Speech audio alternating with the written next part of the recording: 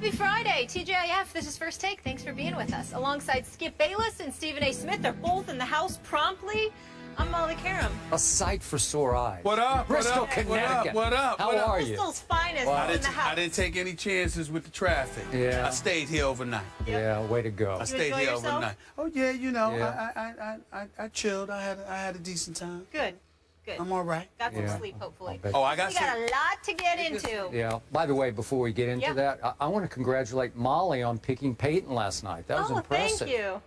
I know who to side with moving forward. 1-0. Oh my goodness. One for the good guys. Congratulations, Wait, Molly. team Skip over there, Yeah. right? So what we doing here? Skip and Skip Jr. No, Molly, Kid Bayless and Kid Karam. Molly could get in on the pick. She could do that. She could do that. She's qualified. Yeah. Bring it. Okay. It's okay. It's okay. Even though I don't know about the objectivity. Don't be scared. Don't be I'm always scared. I'm always scared. All right, next Let's question. go. Coming up, we're diving into all the Week 2 NFL matchups. We'll break them down. The guys are going to pick winners. That is in just a bit. But first, Thursday night football.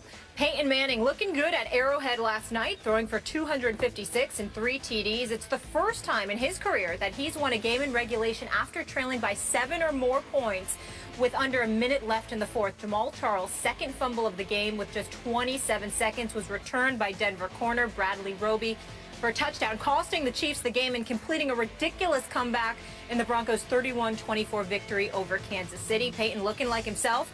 Jamal Charles with those costly errors. Skip, did the Broncos win this or did the Chiefs lose it? Stephen A. Smith, Peyton Manning won it. Period. End of story. And talk about a sight for sore eyes.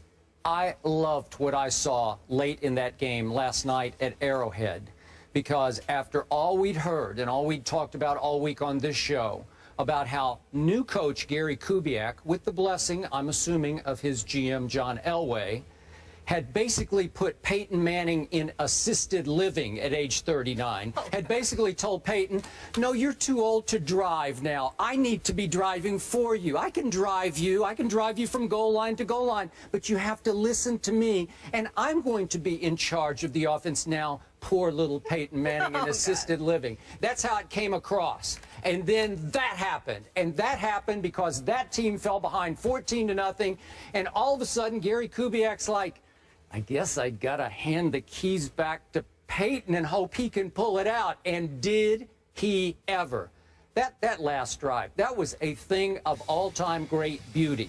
To go 10 plays, 80 yards, last 19 to our guy Emmanuel Sanders for a big touchdown to tie it, 24. Then we know about the faux pas thanks to Jamal Charles at the end of the game that did happen to win it, although I thought Peyton could have won it in overtime.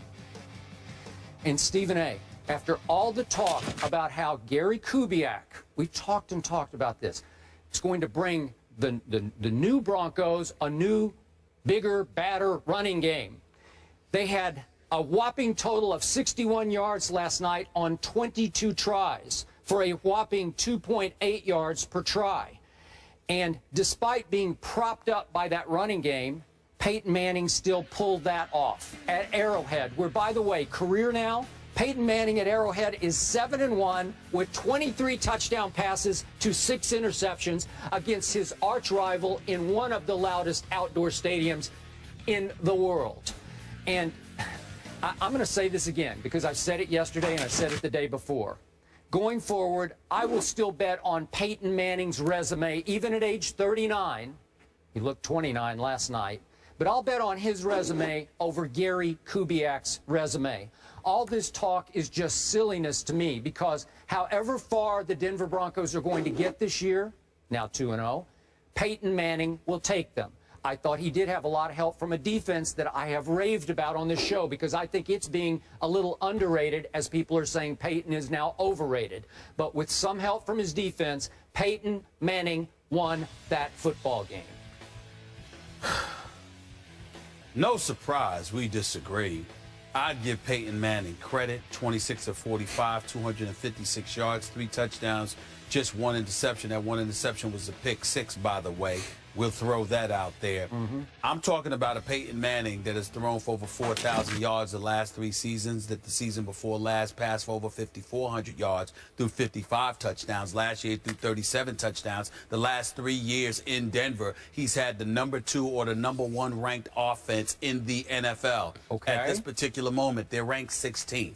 So when you sit there and you want to You mean in this season they're ranked 16th? So far. Well, they played the Baltimore Ravens. I understand all of that. Well, there's Peyton Manning. Yeah. And Peyton Manning has played a lot of elite teams over the last 3 years. It hasn't stopped him from doing his thing. Usually the problem has been with Denver's defense, which, by the way, is not a problem anymore. That defense for Denver is big time. It is legit. They are no joke, and Von Miller is a big-time brother right there. This boy can play, okay? And he goes out to get after the quarterback. Even DeMarcus Ware. I thought DeMarcus showed me some flashes DeMarcus Ware last showed night. up. Yeah. Showed up. Dallas, you know, he ain't finished. Let's just put it that way. Yep. Having said all of that, the reason why I would still say to you that as great as Peyton Manning was when it counted, and we certainly should take nothing away from him, Kansas City Chiefs turned the ball over 3 times.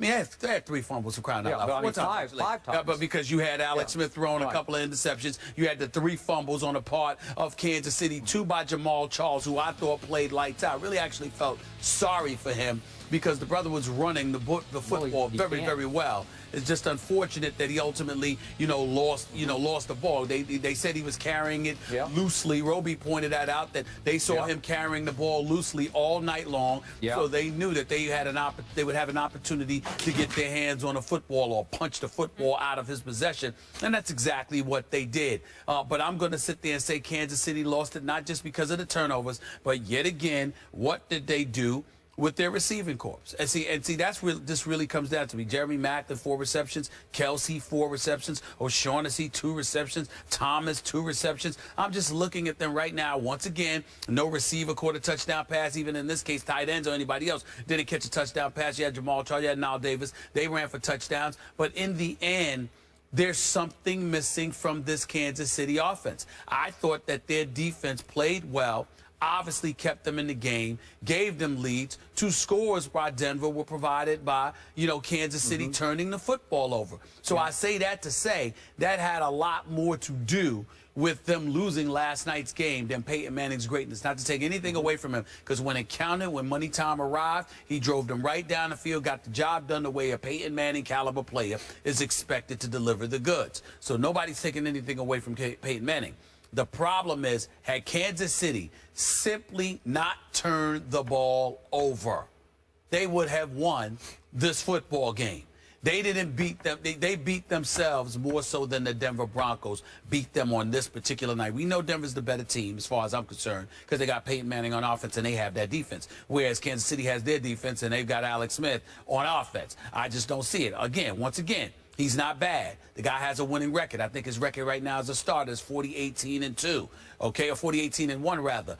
But I just look at him and I see a guy that when it's time to make a difference, to really elevate yourself to another level. Is Alex Smith going to do that? The answer is no. What he's going to do is he's going to manage the game. He's going to be consistent and methodical and relatively productive. He won't beat himself. He won't lose a game for you, even though he gave up pick 6. But what he will do is he will sit up there and essentially be neutralized in the event that you need him to step up and get it done for you. Jamal Charles was who you were going to have to rely upon to get that job done. I wish Andy Reid hadn't called a pass play before the half, which enabled Denver to tie it up with the pick 6. So then obviously recognizing he made that mistake at the end of the first half, he turned around near the end of the game and said, let's be relatively conservative and conventional here and give the ball to Jamal Charles and just go into overtime. And sure enough, he got the ball short. A lot of people were ripping Andy Reid for just doing that without kneeling on, just like letting the clock run out. Well, yeah. Hey, Jamal Charles is as dangerous a breakaway back as there is in all of pro football. I agree with you. So I'm okay with handing him running a draw play. I can't knock Andy Reid for that. What I can knock Andy Reid for is letting Alex Smith throw that pass. If you're going to throw a pass in that situation near the end of the first half, throw it downfield so even if it gets intercepted, the likelihood of it being returned for a pick 6 is null and void. he put himself in a position for Alex Smith to get caught out there like that. That's 7 points that it cost the Kansas City Chiefs, and I think they had a lot to do with them losing this game. Point of order. The reason I'm going to give Denver's defense more credit than I'm going to blame Kansas City for those 5 turnovers, I thought 4 of the 5 were forced errors by the defense, where they made a play to dislodge the football as opposed to just a poor pass or a careless fumble or whatever. Somebody just lost the ball. I thought Denver was attacking the football. I definitely think they were attacking the football, but I think that the reason why they were doing so is because, as Roby pointed out, he saw Jamal Charles carrying the football loosely all night long. In that case of the interception by Alex Smith, that is not a pass play you call in that situation, in my estimation. I think Denver was waiting for it, so I think those were 2 giveaways. Okay, here's my other issue with your critique. You cannot blame a team for losing that you don't think was good enough to win in the first place, because you're also telling me you're not sold on Kansas City. Yeah, but I picked them to win last night's game. Okay. So that does not apply to me. I picked them to win last night's game. Okay, I did not. All right, then. And I said yesterday in the first hour of the show, you were a little belated to come to the show yesterday, but in the first hour, I said that, once again, I'm not sold on these Chiefs as a big-time Super Bowl contending type football team. And it starts with that quarterback. I'm sure he's a nice guy. This is nothing personal against him. They were 0 for 7 on 3rd down at home against your arch rival. You're going to have a hard time winning the football game when you're 0 for 7, especially when you turn it over 5 times. But it all comes back to an Alex Smith, and you just said it. He's okay. Some days he's pretty good, and some days I've always he's felt not that way good about enough. Alex Smith, which is why I said, even though Joe Montana told me that there's no way on earth he would have let Alex Smith go, he would have kept him in San Francisco, even ahead of Colin Kaepernick. I certainly maybe if you surrounded him with an even better football team with better skill people, maybe better receivers. I don't know, but I still don't think so. I think the Chiefs are who I thought they were, and they're not as good as the Broncos, so I'm not going to blame them for not being as good as the Broncos in the end. Well, the other thing that I would point out about the Denver Broncos that none of us need to forget, Molly, Skip, C.J. Anderson and Ronnie Hillman, you need to have a better running game than what they gave you last night. 61 yards rushing. Well, I'm just saying that's a big, big deal, because we can sit there and talk all we want, but the less effectively they run the football, the more it puts pressure on Peyton Manning. And in this at this particular juncture of his career, regardless of how much everybody's raving about the resurrection of Peyton Manning because folks thought that he was dead, I certainly didn't think so, but there's something to worry about in terms of age, attrition, father time, etc. Peyton Manning went down a couple of times, but he wasn't even touched. He just sort of rushed, and it was like, psh, he just went down. But that's just smart. I'm not. That's how you play till you're 39, right? You're not hearing my point. You give up to fight another day. You're not hearing my point. But I was drinking the Kool-Aid with the running game, too. That zone blocking scheme, we talked about it back in California. That was your first show. You brought it up. And they haven't run effectively at all. I thought that's what was going to happen. Absolutely right. And what I'm saying to you, Skip, is this. All I'm trying to point out, I'm not saying that Peyton Manning was not smart. I'm saying that if your running game doesn't give you any level of production, you're going to see a lot more of that, because you've got to get something from these guys. C.J. Anderson is too talented. I mean, this guy came out like a gangbuster last year. You remember last year on a Sunday night at Arrowhead? Yes. He ran these people out of their own building. That's right. Okay, and last night he goes 27 yards on 12 carries. 27 on 12 tries? Wow. Really? You got to get more. Doesn't that even increase your respect for what Peyton pulled off last night? Sure it does. Sure it does. But I've never lost respect for Peyton Manning. You have to remember, the issue that we had with Peyton Manning was what was going on with him and Gary Kubiak. We did see some level of regression from the time that he got beat up by St. Louis last year, and then he incurred the hamstring injury. I think that's when it started. Yeah, but then a hamstring injury against San Diego. The issue with Peyton Manning was his health. It was not his game. But then when you combine questions about his health and age and father time with potential differences that may have been in existence with him and Gary Kubiak, now you've got a problem. So then, now you're coupling all of that with the absence of a productive running game. That's where you have your problem. Because no matter what we see from Peyton Manning, I mean, look, I'm telling you right now, he's smart to go down. You're absolutely right. Because when he does get hit, it looks like it hurts him. It really, really does. Ain't nobody gonna knock it. I'm just saying, ain't nobody gonna knock him for that. Again, father time, age. You've been watching him get hit for years. I'm just seeing it have an effect on him more so now than it did in the past. There's no shame in that. I'm just simply elevating the level of importance of a running game for him. Okay. Because regardless of how gifted he is, he can't sit back. He doesn't appear to be somebody that can sit back anymore and take the punishment that he once was capable of taking. Okay. That's something we got to watch out for.